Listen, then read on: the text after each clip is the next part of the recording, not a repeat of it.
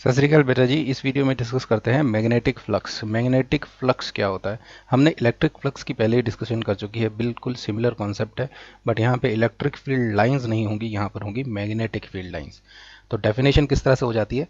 Number of magnetic field lines, यहाँ पे field लगाना भूल गया मैं, magnetic field lines crossing the surface normally, यानी कि नॉर्मल या 90 डिग्री पर जितनी लाइन क्रॉस कर रही हों उसको अगर आप काउंट कर लेंगे किसी भी सरफेस पे तो वो उसकी मैग्नेटिक फ्लक्स कहलाई जाएगी। मैथमेटिकली कैलकुलेट कैसे करते हैं? बी और ए यानी कि मैग्नेटिक फील्ड और एरिया वेक्टर। एरिया वेक्टर हमें पता है किस तरह से लेते हैं, जो भी एरिया हो उससे एक नॉर्मल ले लीजिए आउटवर्ड्स, तो वो जो बीच का दो वेक्टर्स बनेंगे उनका अगर आप डॉट प्रोडक्ट ले लें तो आप फ्लक्स कैलकुलेट कर सकते हैं। अगर डॉट प्रोडक्ट को खोल दिया जाए तो बी ए कॉस थीटा हो जाता है, जहां पर थीटा क्या होगा? Theta is angle between B vector and A vector. अब जैसे एक एग्जांपल ले लीजिए, मान लीजिए मैग्नेटिक फील्ड लाइंस जो हैं वो ये जो इस कॉपी की लाइंस हैं इस तरफ जा रही हैं, और ये 3D में इमेजिन कीजिए, मतलब ऊपर भी हैं, यहाँ पर भी हैं, यहाँ पर भी सारी मैग्नेटिक फील्ड लेफ्ट से राइट जा रही हैं। और मैं एक ये एरिया ले लेता हूँ। अब इस एरिया को क्या करते हैं, यहाँ पे रख देते हैं। क्या इसका एरिया वेक्टर बना सकते हैं? यस। तो हमें क्या करना होता है, छोटा ले लेते हैं एक,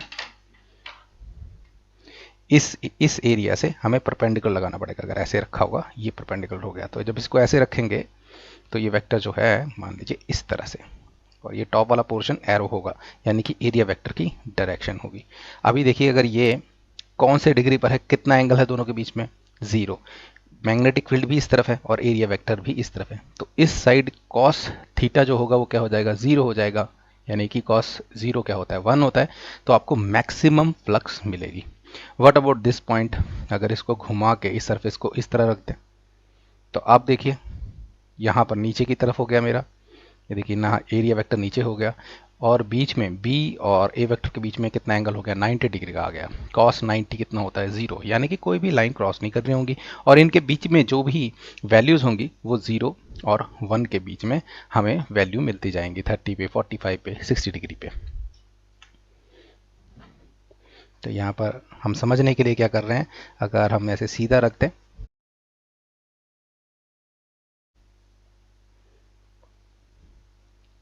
एरिया यहाँ पर सीधा रख लें और ये बना लें हम एरिया वेक्टर, ये रिप्रेजेंट किया हमने वेक्टर को, यानी कि इसकी जो लेंथ होगी वो उस प्रोपोर्शन में ले लेंगे जितना एरिया है, और डायरेक्शन आउटवर्ड्स इस तरफ। तो इन दोनों के बीच में मैग्नेटिक फील्ड और इसके बीच में हमें मैक्सिमम फ्लक्स मिलेगी। वो क्या हो जाएगी? जस्ट आप गुणा कर दीजिए मैग्नेटिक फील्ड को और एरिया को, ये हो जाएगी फ्लक्स। क्यों? कॉस यहाँ पे लिख ही नहीं रहा हूँ क्योंकि कॉस 0 1 होता है, तो लिखने की जरूरत नहीं। This is the maximum value you will get. एक स्केलर वैल्यू है, यानी कि इसकी डायरेक्शन नहीं होगी, एक बस वैल्यू होगी, मैग्नीट्यूड होगा, वो इतना मिलेगा। और अगर इस तरह से लेटा दिया है सरफेस को, इस तरह से लेटा दिया जाए तो मेरा ये जो सरफेस है इसका एरिया वेक्टर ऐसे नीचे को हो जाएगा। अब बी और ए के बीच में फ्लक्स जो हो जाएगी वो जीरो हो जाएगी। यहाँ हम कह सकते हैं number of magnetic field lines crossing this surface area A is 0। तो इस तरह से हम मैग्नेटिक फ्लक्स के कॉन्सेप्ट को समझते हैं।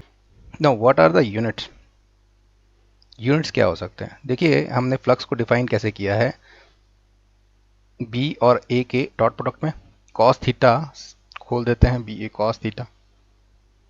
कॉस थीटा के तो कोई यूनिट नहीं होते, ये तो एंगल है। जो बी और ए है इसकी होती है टेस्ला, और एरिया का यूनिट होता है टेस्ला मीटर स्क्वायर। अगर यूनिट्स निकालने के लिए कर रहे हैं तो अगर हम देखें तो फ्लक्स के क्या हो जाने चाहिए? Tesla metre square. But tesla metre square को एक साइंटिस्ट को रिस्पेक्ट देने के लिए हम बात करेंगे वेबर में, वेबर। तो इसका जो यूनिट है वो कहलाया जाता है वेबर, और इसको डिनोट किया जाता है डब्ल्यू बी से।